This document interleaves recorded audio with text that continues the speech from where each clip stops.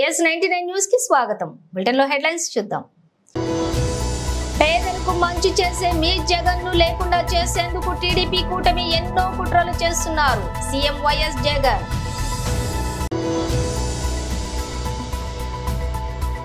కొండపాకలో మాజీ మంత్రి MLA Harish Rao road show.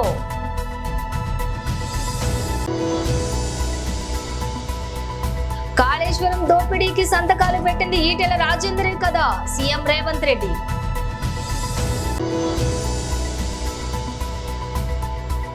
NDA కూటమి బహిరంగ సభలో శ్రీ నాగబాబు ప్రసంగం.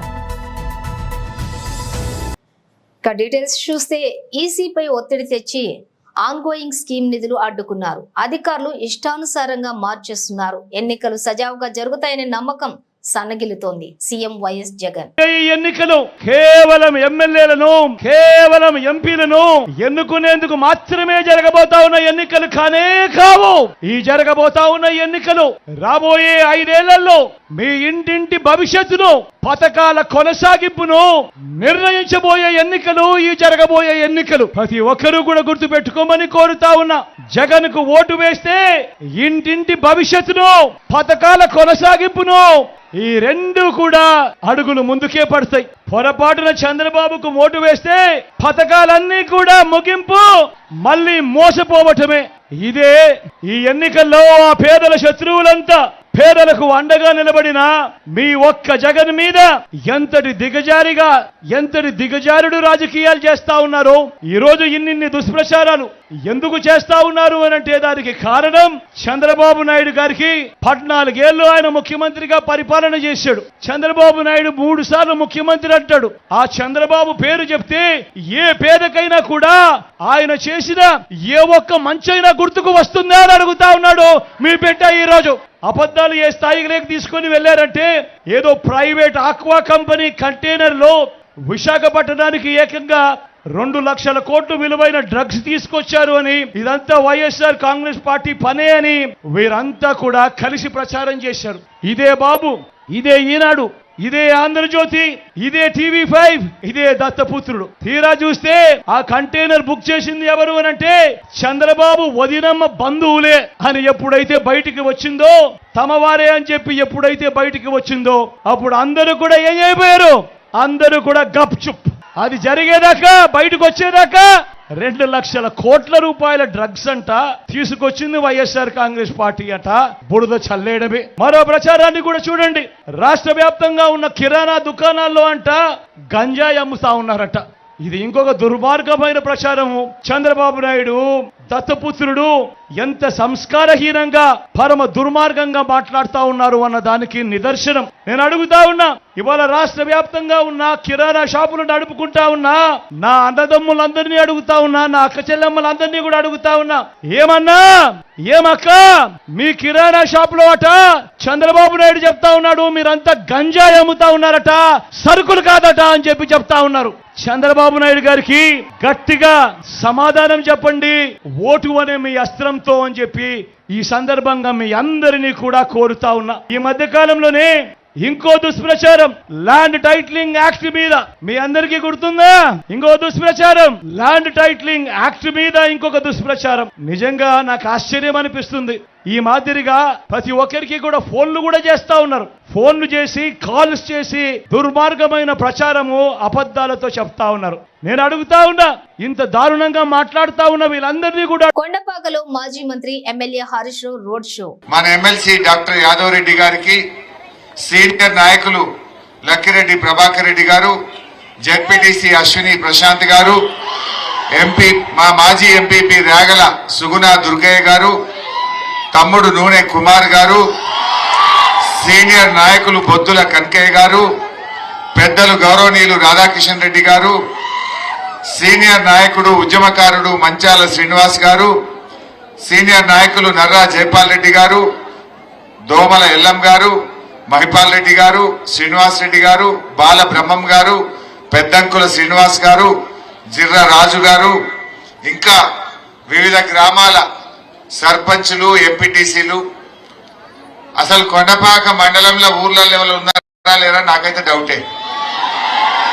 మొత్తం ఊర్లకు తాళాలు వేసుకొని గ్రామాలు గ్రామాలుగా కదిలి వచ్చిన మా అక్క చెల్లెళ్లకు అన్నదమ్ములకు శిరస్సు వంచి నమస్కారం తెలియజేస్తా ఉన్నా. ఈరోజు అందరూ ఉంటే వెంకట్రామరెడ్డి గెలుపు ఖాయమైపోయిందని చెప్పి అనిపిస్తా ఉంది. మీరందరూ నేను చెప్పే 4 మాటలు మంచిగా వినండి. నేను కూడా సుత్తి సూటిగా చెప్తా. టైం తక్కువ మీకు కూడా తిప్పల పెట్టా. కానీ ఈరోజు ఒకటే విషయం, పొద్దున్న లేస్తే కాంగ్రెస్ గవర్నమెంట్ వచ్చినాక టీవీ పెడితే ఏం కనబడుతుంది చెల్లె? అయితే తిట్లు, లేకపోతే దేవుని మీద ఓట్లు. అంతేనా?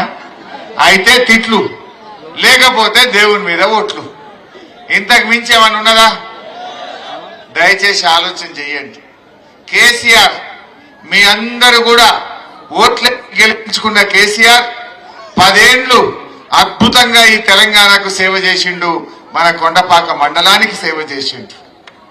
మరి ఈరోజు ఆ కాంగ్రెస్ పార్టీ మన గజ్వేల్లో మన కొండపాకల పప్పులు ఉడకలే వాళ్ళవి.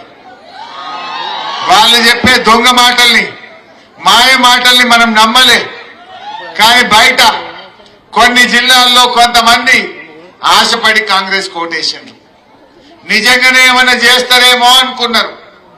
కానీ ఏం జరిగింది? ఓడ దాటేదాకా ఓడమల్లప్ప, ఓడ దాటినాక బోడమల్లప్ప.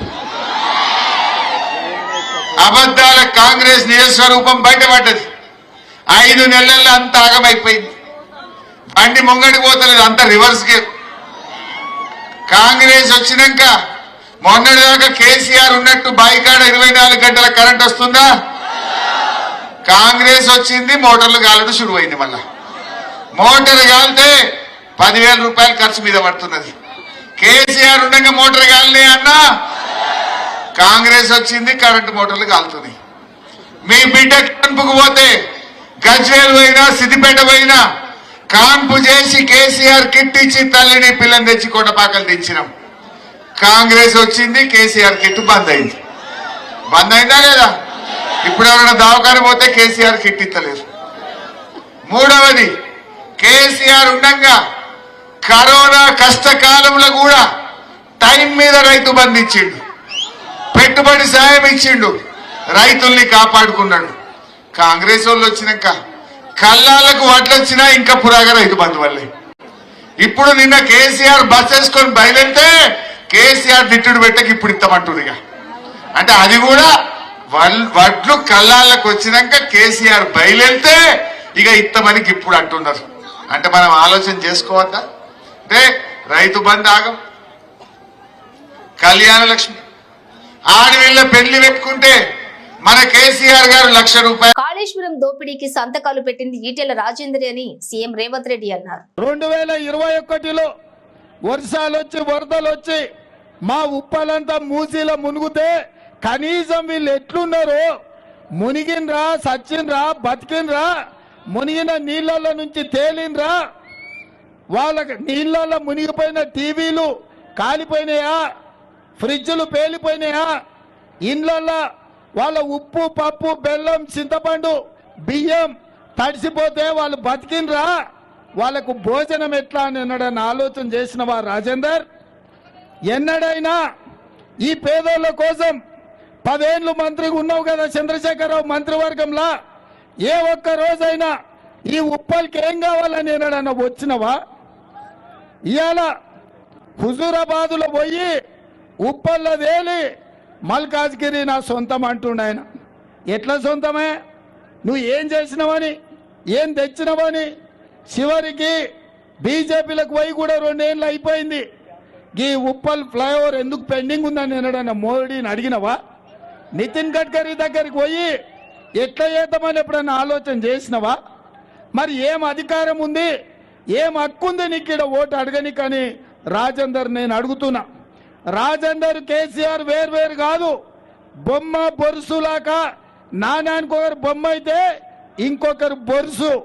వీళ్ళిద్దరు కలిసే తెలంగాణని 10 ఏళ్లలో 100 ఏళ్లకు సరిపోయే విధ్వంసం చేసిండ్రు. కేసీఆర్ కాళేశ్వరంలో దోసుకుంటే ఆర్థిక మంత్రిగా నువ్వే కదా సంతకాలు పెట్టి 1,000 కోట్ల రూపాయల బిల్లులు ఇచ్చింది. కరోనా సమయంలో పేదలకు మాస్కులు కొనాలంటే, పేదలకు మెడిసిన్ ఇవ్వాలంటే, పేదలకు ఇంజెక్షన్స్ ఇవ్వాలంటే వాటిని కూడా సిఎస్ఆర్ ఫండ్స్ను కంపెనీలను బెదిరించి 100 కోట్లు సంతోషం కొల్లగొడుతుంటే వైద్య ఆరోగ్య శాఖ మంత్రిగా నువ్వే కదా సంతకాలు పెట్టింది రాజేందర్. ఇవాళ ఈ రాష్ట్రంలో కేసీఆర్ కుటుంబం 1,00,000 కోట్ల దోపిడీకి పాల్పడ్డదంటే నువ్వే కదా దొంగలకు సద్దులు మోసింది రాజేందర్. అప్పుడే మర్చిపోయినవా? ఇవాళ ధరణి ముసుగులో ఔటర్ రింగ్ రోడ్డు చుట్టూతా హైదరాబాదు నగరంలో వేలాది ఎకరాల భూములను దొరలు ఆక్రమించుకున్నారంటే ఆ దొరల గడీల దగ్గర కాపలా కాచింది నువ్వు కాదా రాజేందర్? గద్దరన్నను ప్రగతి భవన్ ముందల ఎర్రటెండకు 4 గంటలు కూసబెడితే మిట్ట మధ్యాహ్నం ఒక్క రోజన్న గద్దరన్నను అవమానిస్తావా అని ఎన్నడన్న కేసీఆర్ ను గద్దించినవా? ఎన్డీఏ కూటమి బహిరంగ సభలో శ్రీ నాగబాబు మాట్లాడారు. భారతదేశం వికసించాలి, ప్రపంచ అగ్రగామి దేశంగా అభివృద్ధి చెందాలనే లక్ష్యంతో అడుగులు వేస్తున్న మాన్య ప్రధానమంత్రి శ్రీ నరేంద్ర మోడీ గారికి ఆంధ్ర రాష్ట్ర ప్రజల తరఫున జనసేన పక్షాన మనస్ఫూర్తిగా స్వాగతం పలుకుతున్నాం. అలాగే గ్రేట్ విజనరీ అయిన చంద్రబాబు నాయుడు గారికి హృదయపూర్వక నమస్కారాలు. అలాగే బీజేపీ నాయకులకి, టీడీపీ నాయకులకి, జనసేన నాయకులకి అందరూ కూడా హృదయపూర్వక నమస్కారం. అలాగే బీజేపీ కార్యకర్తలకి, టీడీపీ కార్యకర్తలకి, ఎగిసిపడే జనసేన కార్యకర్తలకి హృదయపూర్వక నమస్కారాలు. రాష్ట్రంలో భారతీయ జనతా పార్టీ, తెలుగుదేశం, జనసేన పార్టీ కూటమి బలమైన ముద్ర వేస్తుంది. శ్రీ నరేంద్ర మోడీ గారి నాయకత్వ పటిమ, శ్రీ పవన్ కళ్యాణ్ గారి చిత్తశుద్ధి, శ్రీ చంద్రబాబు గారి అనుభవం రాష్ట్రానికి ఎంతో అవసరం. నరేంద్ర మోడీ గారు 2047లో దేశం ఏ స్థాయిలో ఉండాలని ఆలోచన చేస్తుంటే ఇక్కడ ముఖ్యమంత్రి మాత్రం 25 ఏళ్లు వెనక్కి నెట్టేసి పెత్తందారీ పాలన చేస్తున్నారు. అనకాపల్లి లోక్సభ స్థానంతో మా జనసేనకు ప్రత్యేకమైన అనుబంధం ఉంది. ఇక్కడ నుంచి ఎంపీగా పోటీ చేయాలని జనసేన భావించింది. నేను ఇక్కడ ప్రజలతో మమేకమయ్యాను. భారతీయ జనతా పార్టీ అనకాపల్లి నుంచి పోటీ చేయాలని కోరగా మా అధ్యక్షులు పవన్ కళ్యాణ్ గారు మరో ఆలోచన లేకుండా మనస్ఫూర్తిగా అంగీకారం తెలిపారు. పైగా మా కుటుంబానికి సన్నిహితులైన సీఎం రమేష్ గారు అభ్యర్థి కావడం మా అందరికీ సంతోషకరం. పరిపాలన అంటే పబ్జీ గేమ్ ఆడుకోవటం అనుకునే ముఖ్యమంత్రి ఉండటం రాష్ట్రానికి శాపంగా మారింది. విశాఖ మన్యాన్ని గంజాయికి డ్రగ్స్ క్యాపిటల్గా మార్చేశారు. మన ఆస్తులకి రక్షణ లేకుండా ల్యాండ్ టైటిలింగ్ యాక్ట్ తీసుకొచ్చారు. ల్యాండ్ టైటిలింగ్ యాక్ట్ తీసుకొచ్చి తప్పు చేసింది వైసీపీ అయితే ఆ నెపం బీజేపీ మీద నెట్టేశారు. శ్రీ మోడీ గారి పాలనలో అయోధ్యలో శ్రీరాముడి ఆలయం నిర్మిస్తే ఈ జగన్ పాలనలో శ్రీరామచంద్రుడి విగ్రహం తల నరికేశారు. దేవతా విగ్రహాలను అపవిత్రం చేస్తున్నారు. రథాలు తగలబెడుతున్నారు. ఆస్తులకి రక్షణ అనేదే లేదు. తెలుగుదేశం, జనసేన, బీజేపీ నాయకులపై దాడులు రోజు రోజుకు పెరుగుతున్నాయి. ఈ మధ్యకాలంలో సీఎం రమేష్ గారి మీద జరిగిన దాడి అందుకు ఉదాహరణ. నాయకుల పరిస్థితి ఎలా ఉంటే సామాన్యుడికి అసలు రక్షణ ఉంటుందా అనేది నా ప్రశ్న. ఉత్తరాంధ్రను సైతం జగన్ వంచాడు. ఈ ప్రాంతంపై నిజంగా ప్రేమ ఉంటే ఉత్తరాంధ్ర సుజలా స్రవంతి ప్రాజెక్టు పూర్తి చేసేవాడు. వాళ్లకు ఉన్న శ్రద్ధ ఒక్కటే. ఇక్కడ భూములు, గనుల మీద మాత్రమే వాళ్ళకున్న శ్రద్ధ ఉంది. జనసేన, టీడీపీ, బీజేపీ కూటమి అధికారంలోకి వస్తే అభివృద్ధి, సంక్షేమాన్ని సమపాళ్లు అందిస్తామని నరేంద్ర మోడీ గారి సాక్షిగా మేము చెప్తున్నాం. ఉపాధి, ఉద్యోగ అవకాశాలు పెరిగే దిశగా ముందుకు వెళ్తాం. రైతులకు, మహిళలకు భరోసా ఇస్తాం. కేంద్రంలో శ్రీ మోడీ గారు, రాష్ట్రంలో కూటమితో డబుల్ ఇంజిన్ సర్కార్ వస్తుంది. భారతదేశం, ఆంధ్రప్రదేశ్ వికసిస్తాయి. జై బీజేపీ, జై టీడీపీ, జై జనసేన, జై హింద్, జై శ్రీరామ్.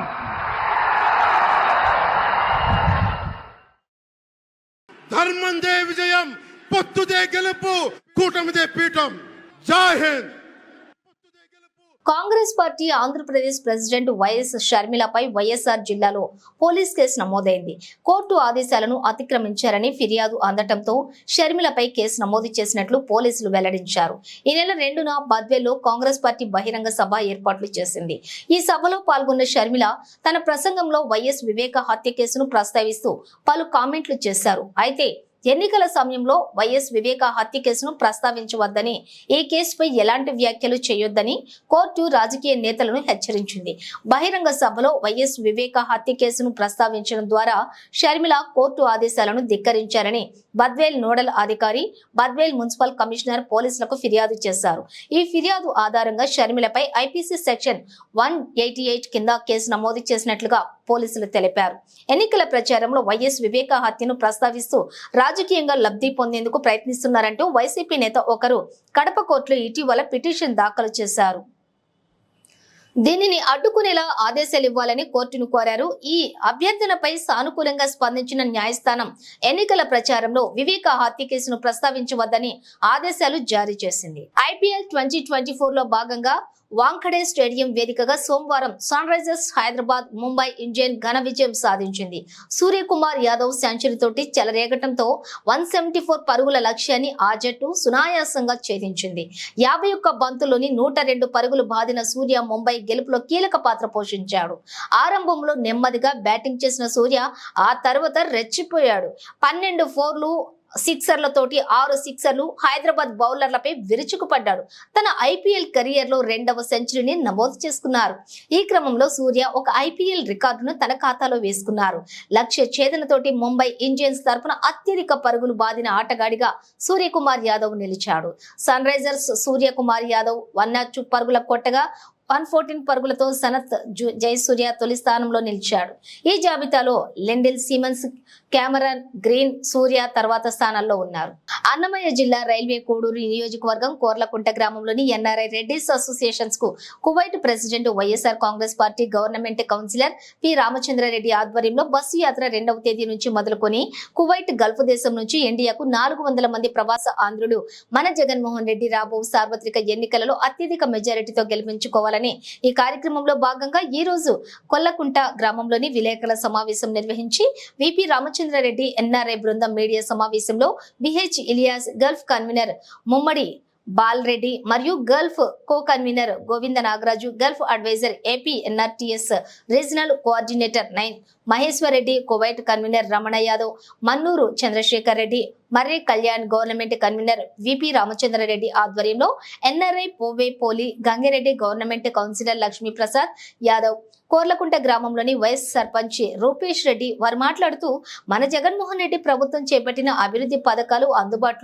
ప్రజలకు అందుబాటులో ఉండి మళ్లీ అధికారంలోకి వస్తేనే మరెన్నో అవకాశాలు కల్పించేందుకు మన జగన్మోహన్ రెడ్డి సీఎం గా చేసుకునేందుకు మనమంతా ఎన్ఆర్ఐ బృందం ఇండియాకు బయలుదేరి వచ్చిందంటూ ఎంతో మంది జీవనోపాధి కోసం కువైట్ వెళ్లి కరోనా టైంలో కష్టకాలంలో ఈ సంస్థ ద్వారా ఎన్నో సేవలు అందించి అలాగే మన PP Mithun Reddy NRI Reddy association తరపున కూడా సహాయం చేయడం, ఇలాంటి వ్యక్తిని అత్యధిక మెజారిటీతో గెలిపించుకోవాలని మేమంతా సిద్ధంగా ఉన్నామని, మోసపూరితమైన చంద్రబాబు నాయుడు మాటలు నమ్మకండి, కల్లబొల్లి మాటలు చెప్పి ప్రజలను మభ్యపెట్టే నాయకుడు మనకు అవసరం లేదు అని ఈ సందర్భంగా కువైట్ రెడ్డిస్ అసోసియేషన్ తరపున తెలియజేస్తూ జగన్మోహన్ రెడ్డికి మేమందరం అండగా ఉన్నామంటూ ఆయనను గెలిపించుకుంటామంటూ ఈ సందర్భంగా వారంతా తెలియజేశారు. ఈ రోజు ప్రతిపక్షం అంత బలహీనంగా రాష్ట్రం ఉన్నదంటే ప్రతిపక్షాల మాటలు ఎవరు వినడం వల్ల ఏదో 3-4 కూటమి కట్టుకుని వచ్చినంత మాత్రాన 1+1, 1+1, 2, 3 కాదు. ఇక్కడ రాజకీయాల్లో ఎవరైనా ప్రత్యర్థి అయినా కానీ దానికి ఉన్న ఓట్ శాతం ఎంత ఉంటుందో, దానికి ఉన్న జనాలు ఎంత మారుతారో దాన్ని బట్టి రాజకీయం చేస్తారు. కానీ 3-4 గెలిచినంత మాత్రాన మేము గెలిచిపోతామంటే అలా కుదరదు. ఎందుకంటే 4-5 పార్టీలు ఓట్లు ఒకటే ఎంచరు. ఎవరెవరు పడిన ఓట్లు వాళ్ళకే ఇస్తారు. ప్రస్తుతం లాస్ట్ టైం మెజార్టీ కన్నా జగన్మోహన్ రెడ్డి గారు ఇంకా ముందుంటారని మేమంతా మా శక్తుల కృషి చేసి జగన్మోహన్ రెడ్డి గారికి మా ఎన్ఆర్ఐ తరఫున పూర్తి స్థాయి మద్దతు తెలియజేస్తూ ఈరోజు ఇక్కడ ఏర్పాటు చేసినటువంటి మా రామచంద్రారెడ్డికి మనస్ఫూర్తిగా ఈ టీమే వైఎస్ఆర్ టీమే గుర్తొస్తుంది. ఆ టీం వాళ్ళే ఎవరిని హెల్ప్ కావాలన్నా, ఏమైనా ఇంట్లో ఇబ్బంది పడినా, ఎక్కడ పోటీ ఉన్నా, ఇవన్నీ ఒక వ్యక్తి చనిపోయినా కూడా వైఎస్ఆర్ కాంగ్రెస్ పార్టీ వాళ్ళే ఆ బాడీ ఇంటికి వచ్చేదానికి వాళ్ళ ఏదైనా సెటిల్మెంట్ చేయాలని కావాలన్నా కూడా ఆర్థికంగా 50,000 రూపాయలు సహాయం చేస్తూ మన గవర్నమెంట్ వచ్చిన తర్వాత ఆయన ఫ్రీ ఎయిర్పోర్ట్ నుంచి అంబులెన్స్ సదుపాయం కల్పించారు మన వైఎస్ఆర్సీపీ కూడా.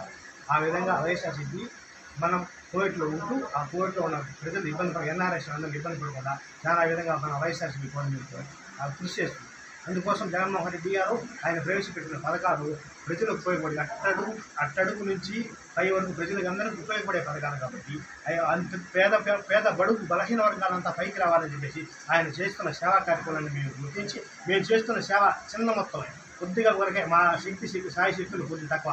అదే ప్రభుత్వం తరలించి సేవ జరిగితే ప్రతి ఒక్క పేదవాడు లబ్ధి పొందుతాడనే ఆలోచనతో ఆయన అయితేనే మనకి ఈ సేవా కార్యక్రమం చేయగలిగే ఉద్దేశంతో ఈరోజు ఎన్ఆర్ఐలో అంతా బయట దేశానికి దాదాపు 400 మంది USA, Canada, Australia, Britain, Singapore నుంచి 400 మంది విజయవాడ రావడం జరిగింది. విజయవాడ నుంచి 4 బస్సులు బయలుదేరి రాష్ట్రం నలుగురు ఎన్ఆర్ఐ జగన్మోహన్ రెడ్డి మాకు కావాలి, ఏపీ వైఎస్ జగన్ అని చెప్పే విధంగా మేము ప్రచారం చేస్తున్నాం.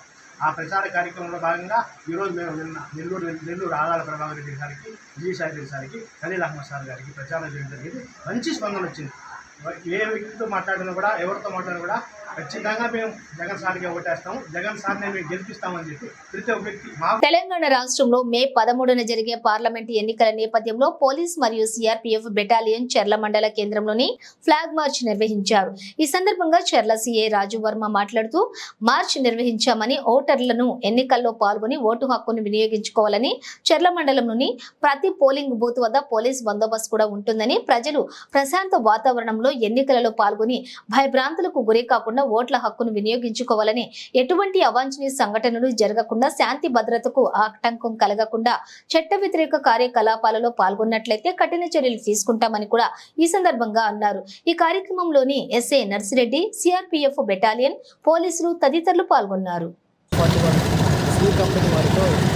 ఫ్లాగ్ మార్చ్ నిర్వహించడం జరిగింది. దీని యొక్క ముఖ్య ఉద్దేశం ఏంటంటే మనకి రాజ్యాంగంలో ప్రజాస్వామ్యంలో ప్రతి ఒక్కరికి 18 సంవత్సరాల పైబడిన వారికి ఓటు హక్కు కల్పించింది. కాబట్టి అటువంటి ఓటు హక్కుని నిర్భయంగా ప్రతి ఒక్కరూ వినియోగించుకొని మంచి నాయకులు ఎన్నుకుంటారని ఇది ఒక ముఖ్య ఉద్దేశం. అందరూ ప్రతి ఒక్కరు తమ ఓటు హక్కుని ఉపయోగించుకోవాలని మా యొక్క మనవి. బులెటిన్ ముగించే ముందు హెడ్లైన్స్ మరోసారి. పేదలకు మంచి చేసే మీ జగన్ను లేకుండా చేసేందుకు టీడీపీ కూటమి ఎన్నో కుట్రలు చేస్తున్నారు. CM YS Jagan.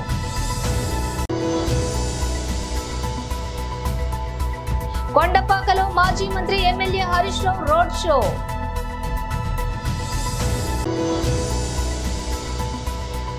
కాళేశ్వరం దోపిడీకి సంతకాలు పెట్టింది ఈటెల రాజేందరే కదా, సీఎం రేవంత్ రెడ్డి.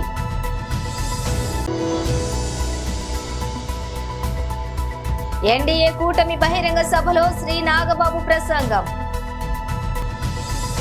ఇవి బులెటిన్ విశేషాలు. మరో బులెటిన్ తో మళ్ళీ కలుద్దాం.